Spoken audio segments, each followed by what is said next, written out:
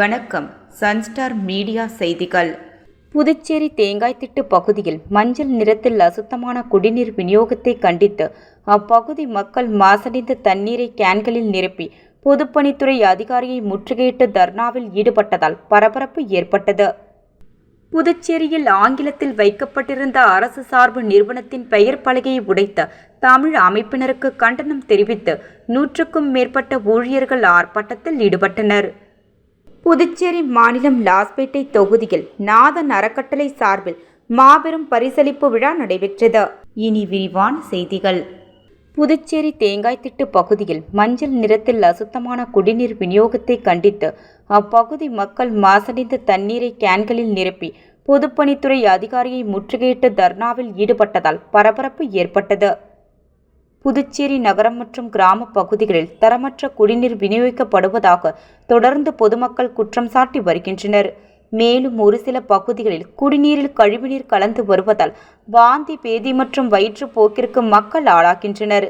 இந்நிலையில் தேங்காய்திட்டு பகுதியில் கடந்த 6 மாத காலமாக மஞ்சள் நிறம் மற்றும் அசுத்தமான குடிநீர் விநியோகிக்கப்படுவதாகவும் இதுகுறித்து பலமுறை அதிகாரிகளிடம் புகார் அளித்தும் நடவடிக்கை எடுக்கவில்லை என்றும் இதனால் அப்பகுதியில் வசிக்கும் மக்கள் தோல் வியாதி, சிறுநீரக பிரச்சினை, வாந்தி, பேதி உள்ளிட்ட பல்வேறு உடல் உபாதைகள் ஏற்படுவதாக குற்றம் சாட்டி அசுத்தமான குடிநீர் விநியோகத்தை கண்டித்து அசுத்தமான குடிநீரை கேன்களில் எடுத்துக்கொண்டு அப்பகுதி பொதுமக்கள் 50க்கும் மேற்பட்டோர் சோனாம்பாளையத்தில் உள்ள பொதுப்பணித்துறை பொது சுகாதார கோட்ட அலுவலகத்தை முற்றுகையிட்டு போராட்டத்தில் ஈடுபட்டனர். தொடர்ந்து அவர்கள் செயற்பொறியாளர் வாசுவை முற்றுகையிட்டு அவரது அலுவலகத்தில் தர்ணாவில் ஈடுபட்டனர். அவர்களிடம் பொறியாளர் வாசு பேச்சுவார்த்தை நடத்தினார். அதில் உடனடியாக சம்பந்தப்பட்ட அதிகாரிகளுடன் தான் அப்பகுதியில் ஆய்வு செய்து சுத்தமான குடிநீர் வழங்க நடவடிக்கை எடுக்கப்படும் என உறுதியளித்தார். இதை ஏற்று பொதுமக்கள் கலைந்து சென்றனர். புதுச்சேரியில் ஆங்கிலத்தில் வைக்கப்பட்டிருந்த அரசு சார்பு நிறுவனத்தின் பெயர் பலகையை உடைத்த தமிழ் அமைப்பினருக்கு கண்டனம் தெரிவித்து 100க்கும் மேற்பட்ட ஊழியர்கள் ஆர்ப்பாட்டத்தில் ஈடுபட்டனர். புதுச்சேரியில் உள்ள கடைகள் மற்றும் வணிக நிறுவனங்களின் பெயர்களை தமிழில் வைக்க வேண்டும் என முதலமைச்சர் ரங்கசாமி சட்டப்பேரவையில் அறிவித்திருந்தார். இதனைத் தொடர்ந்து புதுச்சேரியில் உள்ள தமிழ் அமைப்பினர் தமிழில் பெயர் பலகை வைக்க தொடர்ந்து வலியுறுத்தி வந்த நிலையில் துண்டு பிரசுரங்களை வழங்கி வந்தனர். இதனிடையே கோரிமேடு பகுதியில் அரசு சார்பு நிறுவனமான அமுத சுரபி சார்பில் புதியதாக அமைக்கப்பட்டிருந்த மருந்தகத்தின் பெயரை ஆங்கிலத்தில் வைக்கப்பட்டிருந்தது. இதனை நேற்றைய தினம் தமிழ் அமைப்பினர் அடித்து நொறுக்கினர். இந்நிலையில் பெயர் பலகையை அடித்து நொறுக்கியதற்கு எதிர்ப்பு தெரிவித்து இன்று 100க்கும் மேற்பட்ட அரசு சார்பு நிறுவனமான அமுத சுரபி ஊழியர்கள் கோரிமேடு பகுதியில் கண்டன ஆர்ப்பாட்டத்தில் ஈடுபட்டனர். மேலும் கடை மீது தாக்குதல் நடத்தியவர்கள் மீது வழக்கு பதிவு செய்திட வேண்டும் எனவும் கோரிக்கை விடுத்துள்ளனர். புதுச்சேரி மாநிலம் லாஸ்பேட்டை தொகுதியில் நாதன் அறக்கட்டளை சார்பில் மாபெரும் பரிசளிப்பு விழா நடைபெற்றது.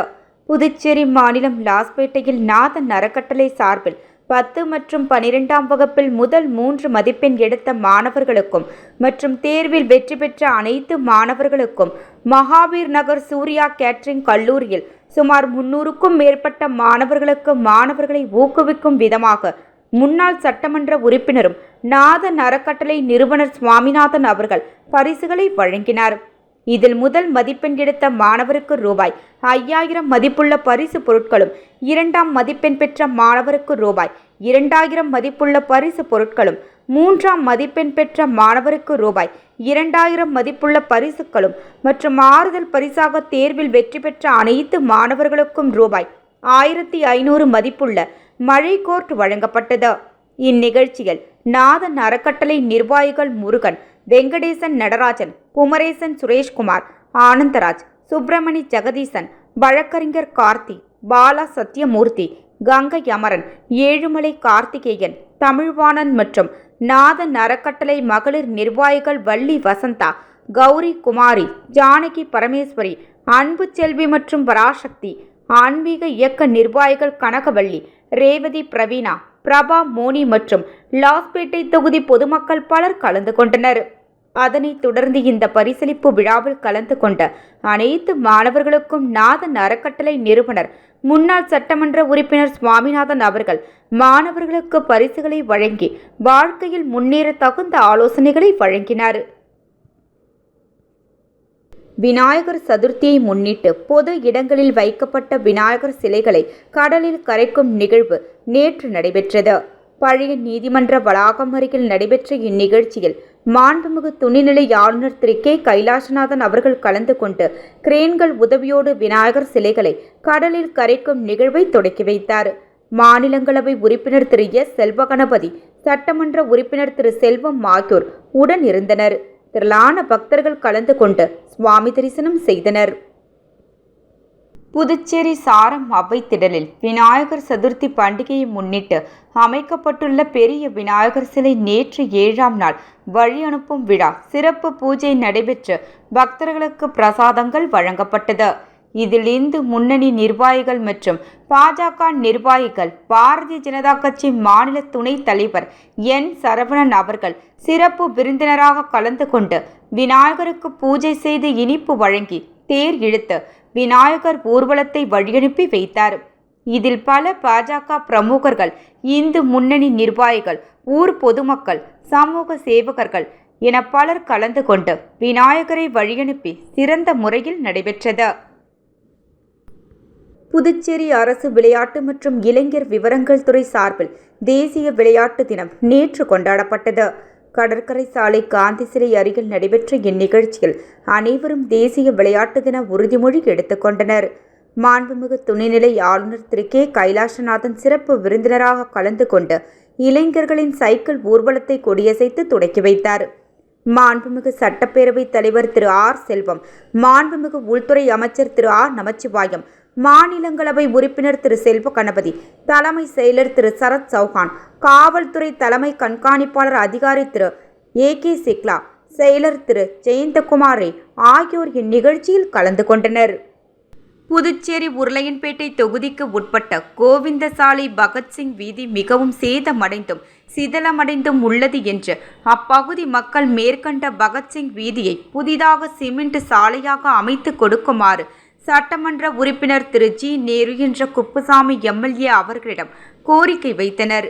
பகுதி மக்களின் கோரிக்கையை ஏற்று சட்டமன்ற உறுப்பினர் திரு ஜி நேரு என்ற குப்புசாமி எம்எல்ஏ அவர்களின் தொடர் முயற்சியின் காரணமாக 2024-25 சட்டமன்ற உறுப்பினர் தொகுதி மேம்பாட்டு நிதி ரூபாய் 26,75,000 செலவில் புதிய சிமெண்ட் சாலை மற்றும் இருபுற கான்கிரீட் வாய்க்கால் அமைக்கும் பணிகள் புதுச்சேரி நகராட்சி மூலம் துவங்குவதற்கான பூமி பூஜை விழா திங்கட்கிழமை இன்று காலை 9:30 மணியளவில் மேற்கண்ட பகத்சிங் வீதியில் உருளையன்பேட்டை தொகுதி சட்டமன்ற உறுப்பினரும் புதுச்சேரி மனிதநேய மக்கள் சேவை இயக்க நிறுவன தலைவருமான திரு ஜி நேரு என்ற குப்புசாமி எம்எல்ஏ அவர்களின் தலைமையில் வெகு சிறப்பாக நடைபெற்றது.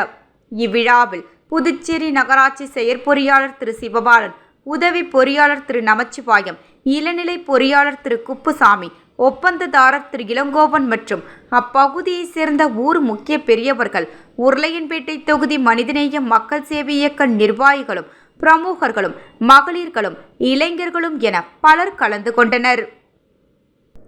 கண் பரிசோதனை முகாம் எம்பி துவக்கி வைப்பு. பிரதமர் மோடி பிறந்தநாளை முன்னிட்டு நடந்த இலவச கண் பரிசோதனை முகாமை செல்வ கணபதி எம்பி துவக்கி வைத்தார். பிரதமர் மோடியின் 76வது பிறந்தநாள் விழா வரும் 17ஆம் தேதி கொண்டாடப்படுகிறது. இதையொட்டி ராஜ்யசபா எம்பி ஏற்பாட்டில் ஜோதி கண் மருத்துவமனை மூலம் இலவச கண் பரிசோதனை முகாம் லாஸ்பேட்டை ஜீவானந்தபுரம் நாடார் சமுதாய மண்டபத்தில் நடந்தது.